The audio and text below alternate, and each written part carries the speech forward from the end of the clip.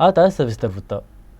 जागतिक महिला दिनानिमित्त अमरावतीत सांस्कृतिक भवनात अमरावती महानगरपालिकेच्या वतीनं महिला दिनाचा कार्यक्रम उत्साहात साजरा करण्यात आला। यावेळी राज्य सरकारकडून मुख्यमंत्री लाडकी बहीण योजनेत लाभार्थी महिलांचा पगार दुप्पट करू आणि तशी सरकारकडे मी मागणी करणार असं आश्वासन आमदार रवी राणा यांनी उपस्थित महिलांना दिलं। यावेळी मोठ्या प्रमाणावर लाडक्या बहिणी उपस्थित होत्या।